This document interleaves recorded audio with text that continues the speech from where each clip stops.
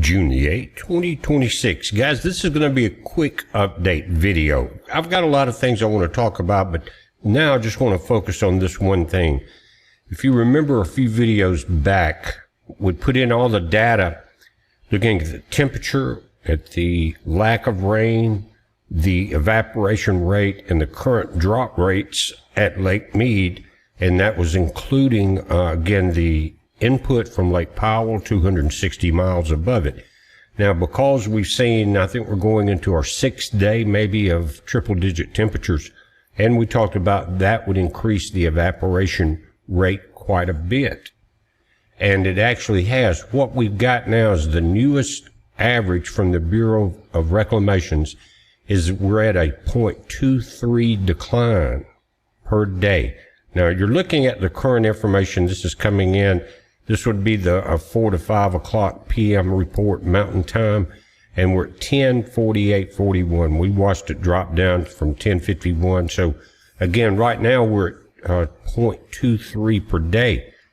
But if by adding in the factors we used the other day, now the 0.23 is the Bureau of Reclamation daily drop, but adding in the factors that we did with the evaporation rate, and the lack of rain, the El Nino, the wind, the heat, the entire 9 yards, that added a 0.3 to the 23, or the 0.23. So now the actual drop rate at Lake Mead is at 0.26. Now this is the last 14 days, not including today. What you just looked at was the current information, but again, the 14-day average comes in the next morning after the measurements are taken. So again, but in the last 14 days, you notice this is a 0.23 drop per day. So you're less than 5 days at a foot at that point. But when you go to 0.26, adding in the variables that we did before, and guys, so far the drops have been right on the money at the time points we've been looking at. And guys, I think the Bureau of Reclamation and the feds are in a panic mode, because in the video last night, at the end, I showed you where the Bureau had stepped in earlier than the Tier 2 announcements and limited the output from Powell to Mead to about 7,000 cubic feet per second. And then it started dropping in, going up to 8, and now we're at 92. You see that? So it's continuing to rise on the inflow from Powell. That's the only way it's propping up still at 1048 in that area. Outflows, again, have decreased. The average is 15, 306. You can see there's some days with 16, 19, 16. Again, this has to do with downstream demand and under normal times. But the last 2 days, they've really slowed it down, coming from 17,000 cubic feet per second down to 13,287 and then 13,906. So you've got an increase in inflow, you got a decrease in outflow, and again, we're still dealing with a 0.23 per day. Now, 0.25 is exactly, of course, a foot every 4 days, right? But with 0.26, that changes the whole calculation. And again, this is a conservative number because we don't know how high the record temperatures are going to be this summer. They're saying they're going to be records across the nation. So guys, let's do a little math together. We've got the reservoirs currently setting at 1048:41, right? Now, if we got the number, let's do just a little bit of math. Lake Mead is setting right now at 1048:41. When we get to 1035, it becomes extra critical, and things really start to happen fast at that point. Now, if you put that in, let's see, equals, that's 13.41 feet difference. Now, we're dropping at 2.6, which is less than 4 days for per foot. But let's figure how many days that would take from now. And if we put in again the 2.6 per day times 51 days, now at that rate, we're at 13.26. Now 13.41 is the number. And so if you put in 26.51.5 or in other words, 51.5 days, we are at that point. Now, guys, you realize how quickly that comes around? Now, again, today's Monday, June 8th. 50 days is Tuesday, July the 28th, 2026. Guys, that's if it remains current, and that's if Powell can continue to download or downstream output at 9,200 cubic feet per second. I don't know if that's going to happen. Again, we're trying to put in all the figures, but you see the normal number has jumped. Again, I was using 0.204. Now we're at 0.23 with the added factors in at 0.26. So July 28th is not that far away. We're into June. So what do we got? Not long, right? Anyway, 50 days, we're right at the edge and things are going to start happening. So the reason I'm doing it, it is a short video, is the fact that just to keep you updated, if you're thinking about making a possible move, or you think you may be going to get in trouble with either power or water, or if you've been thinking about relocating because of the situations there, this is another factor to put into your plans. Again, we're 50 days away from major shutdowns. Now, when the surface elevation of Lake Mead drops to 1035 feet above sea level, it triggers a critical operational and economic crisis primarily focused on electricity generation at the Hoover Dam. Now, let me say this. Of course, Vegas has the third straw down at the bottom, near the bottom of Lake Mead. And they will have the last draws of that water system. And that's what people talk about when we say, well, you're going to lose a lot downstream and all, and it always comes up. But Vegas has that third straw.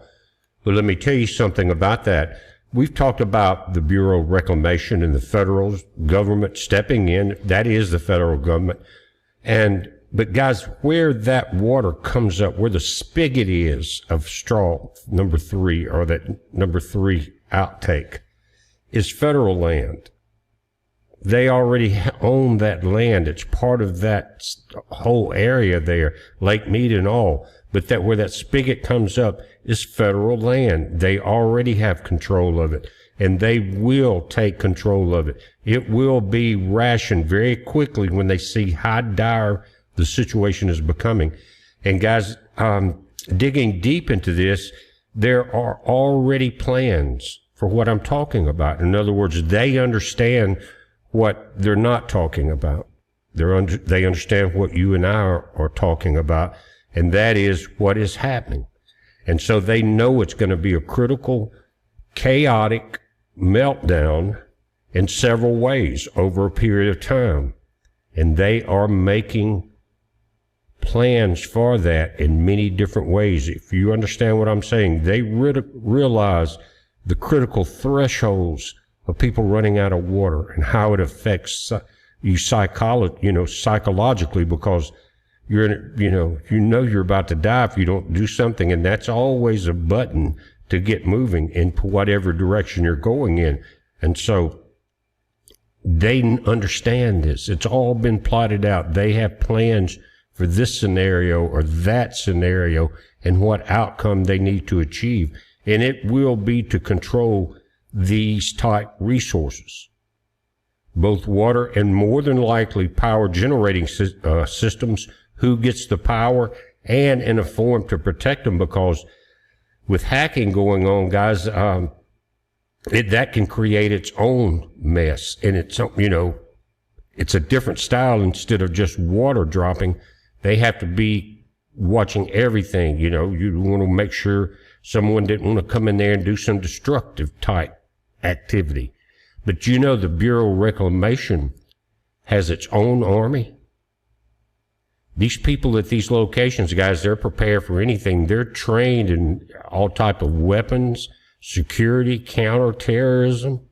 I mean, they have an army, and they have it set up now, and they are going through the blueprints of the control that's going to be needed to handle this. And so at 10:35, guys, we're going to lose 12 of the Hoover Dam's 17 power generating turbines. They have to be taken out offline, or they will be destroyed, and in their mind can never be used again. But Mother Nature knows they're never going to be used again, but they can't handle it because of low water pressure. That's going to push into a 70% drop in power. Shutting down the 12 turbines slashes the dam's overall electric generating capacity by roughly 70%. So everything goes up. They start, again, we talked about it, charging you for the cheapest water or the cheapest power on Earth, which is water turbines. And guys, to actually get to dead pool below that, you're about 140 feet. I think it's 895 feet dead pool for the Colorado River, and it stops flowing downstream past the dam entirely. And that is at current speeds, but with no winter snow and spring melt, then this number is going to happen much quicker. But you can take the 2.6, put in the math to 895, and you can see less than 2 years as it stands. We don't know what these record temperatures and high wind are going to do with that El Nino summer. Let me say this also, working on another video, but I'm kind of hesitant to finish it. And what it is a deep dive into some of the ancient Hebrew and the ancient Greek.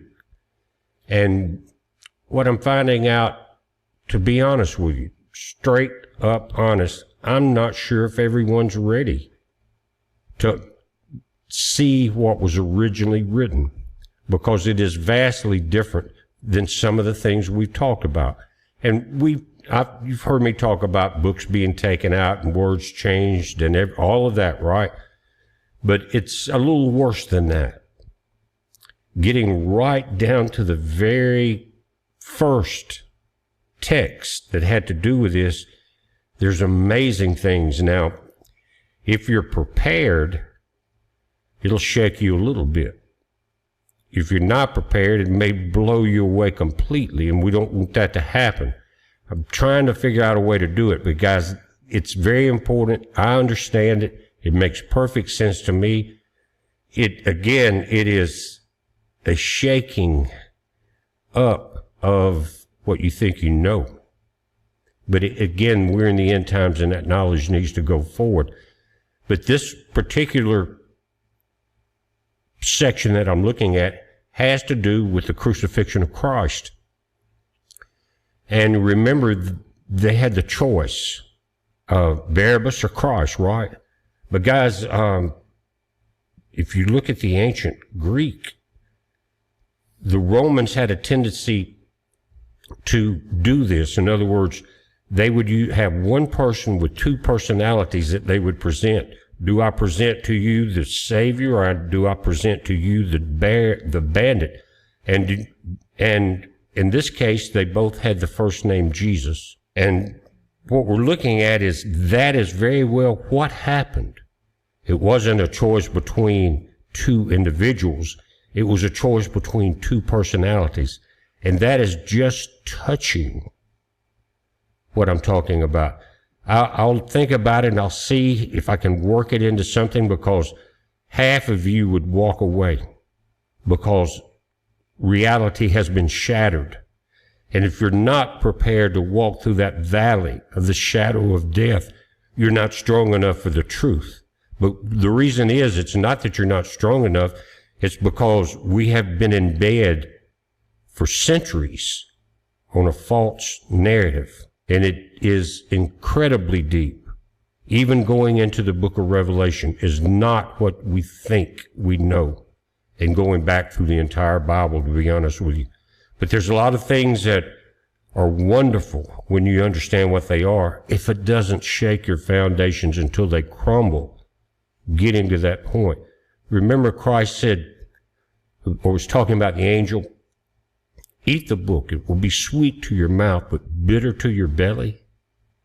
It was because when you digested the truth, it shook you. It shook the foundations, and it was bitter to the belly because you were thinking, well, this is not what I've been told my whole life. This is not what we studied. This is not what we talked about.